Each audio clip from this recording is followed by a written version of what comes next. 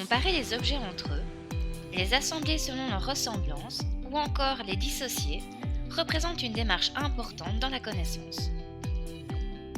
Pour pouvoir comparer des objets, il est donc important de reconnaître les qualités de ceux-ci.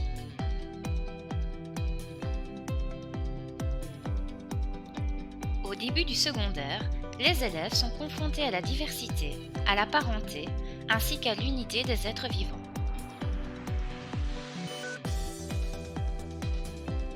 Il a été relevé que les apprenants ont des faiblesses lorsqu'ils doivent établir des critères de classement.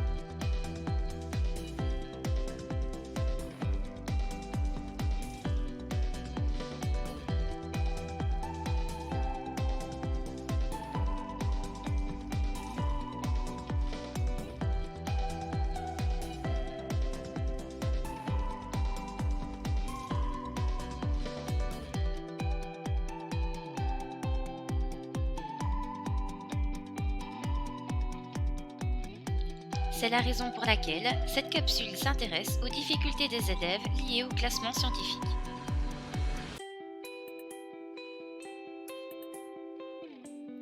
Un premier obstacle rencontré par les élèves de 6e primaire et de 3e secondaire est la confusion entre les termes rangé, classé et trié.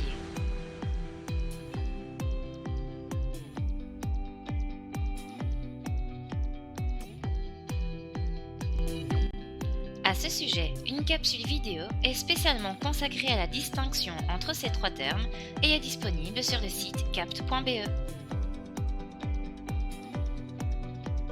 Un second obstacle rencontré provient d'une mise en tension entre une contrainte empirique, à savoir que toutes les espèces qu'il faut classer sont différentes, mais certaines partagent des attributs communs.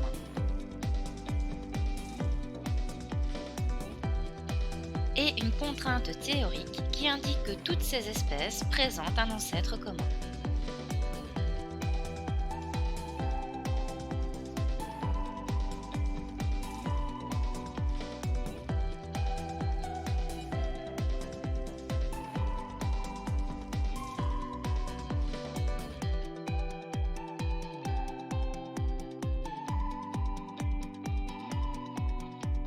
Il est également difficile pour les élèves de partir des attributs des êtres vivants pour ensuite réaliser des groupes sur base de ces attributs. Ce passage étant compliqué, ils vont multiplier le nombre de groupes.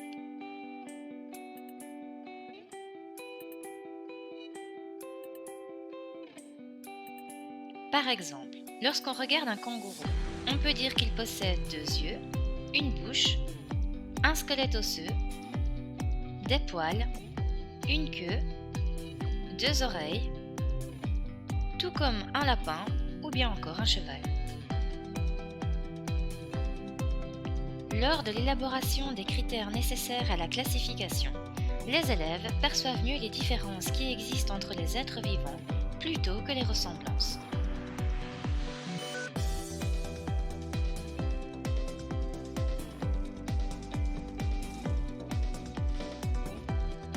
Il a aussi été souligné que les élèves se reposent sur des notions acquises, telles que mammifères ou bien encore reptiles, sans mettre en œuvre une démarche scientifique. Ils bricolent une classification qui se base sur une pensée commune, entrant dans une logique de rangement domestique.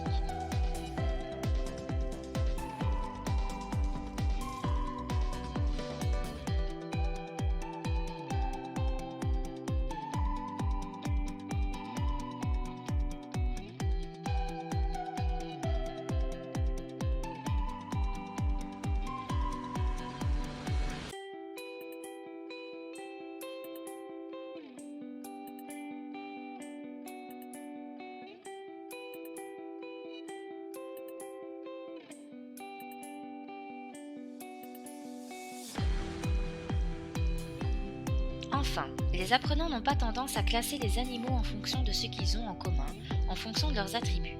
Ils réalisent souvent des classifications fonctionnelles. Ce problème pourrait être lié aux activités du cycle où les élèves doivent classer les animaux sur ce qu'ils font ou leur milieu de vie.